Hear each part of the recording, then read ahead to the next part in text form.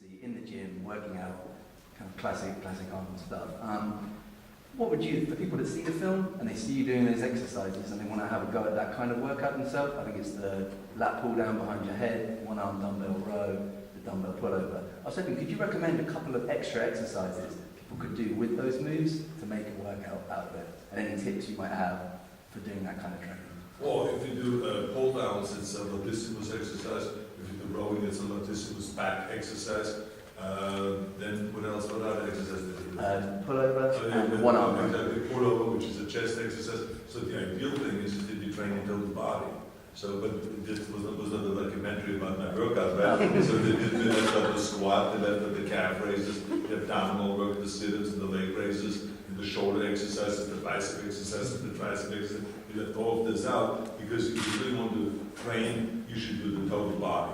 You should go from one exercise to the next without stopping. One machine after the next, or one dumbbell exercise, or barbell exercise after the next. Because you want to do the muscle training and the cardiovascular training kind of together. So that's how you structure, you kind of go for a full body workout, string together isolation moves for the whole body. Full body workout, that's right. And again, it doesn't matter what age you're in. You can do that no matter what age you're in. You just have to adjust the weights. Well, adjust the weights, and today you have the machines, right? So even if you have injuries, as soon as you get older, you have injuries, certain exercises you can do them with the barbells or with the dumbbells, but with the machines you can do it. So that's why those machines are, so many of them are in physical therapy centers, even in hospitals after surgeries, so the patients can improve themselves. Yeah, the same stability, because it kind of... Everything. Well, you don't always need machinery as well. You can use shopping when you go shopping. Tins of beans, paint, you can use tins of paint, can't you? If you can't afford machinery. Yeah. Yeah. That nice lady there with a microphone in her hand. Hello. You've got an absolutely amazing team in this movie with a hell of a lot of muscles. Who do you think was the most kick-ass out of your co-stars? You know, it's very hard to say because they all were really in their own way very tough guys. I mean, David Ayer, I think, wanted to know ahead of time if those guys are the real thing. So it's not someone acting ballsy, or it's not like a director having the luxury of saying, okay, we're starting the movie in a year from now, I'm gonna like this actor here. He doesn't look yet the part, but by the time I'm through with him with a personal trainer and we train with the SWAT team and all this, he's going to look the part. So it was none of that. He picked really very, very tough guys. And all of those guys, just to show you, they all went through martial arts training. They all put on the headgear, even the girls.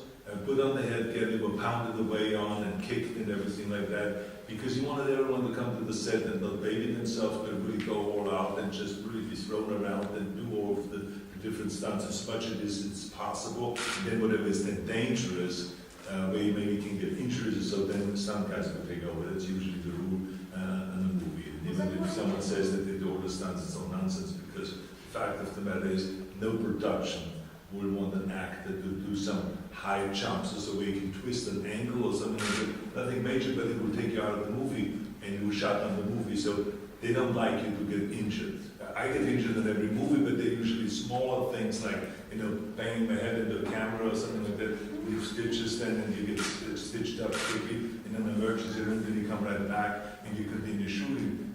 You're able to do that because then visual effects wise they can wipe out the stitches, and you can work on. But when you have a broken leg or torn shoulders, that's then when they have to shut down the production. So, but that's we had all really physically tough guys that were good in boxing. Were good, like for instance, Joe Manganiello.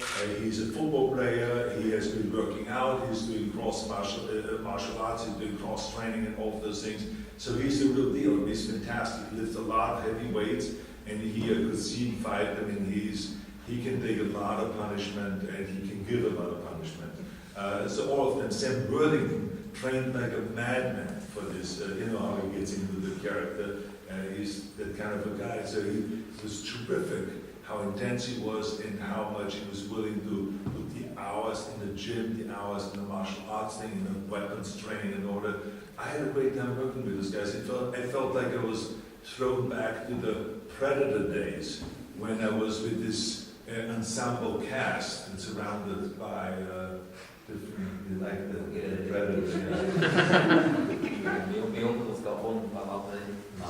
Yeah, that's nice.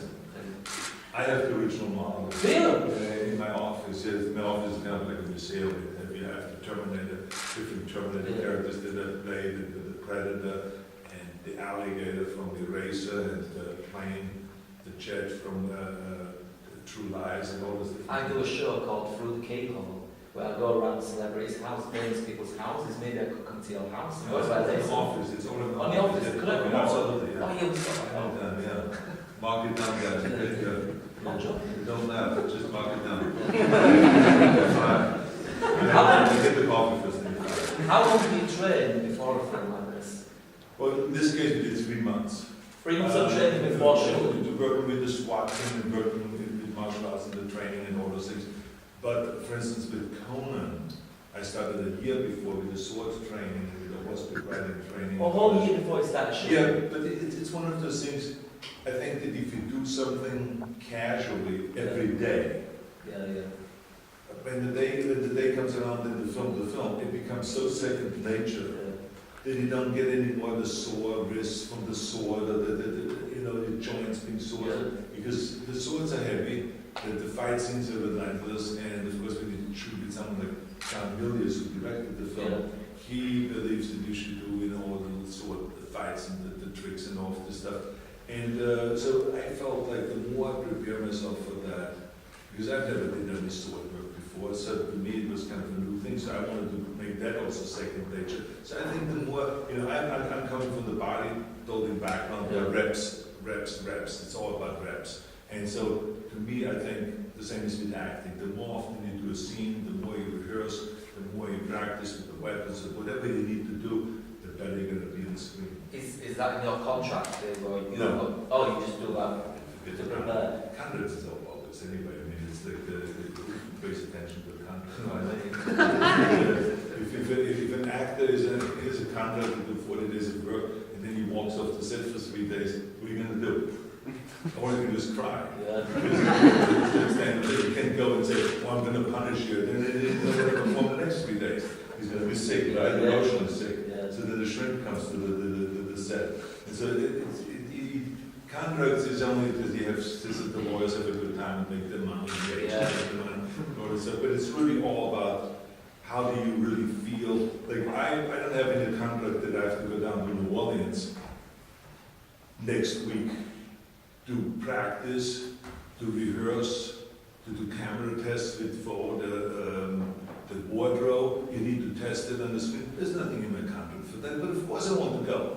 I mean, there's nothing for the you want to go because you want to have the director, Alan Taylor, who is a fantastic director. I want him to have the ability to make the right choices. And the only way to make the right choices is if he sees on film what the clothes looks like. What does this leather jacket look like? What does combat pants boots look like?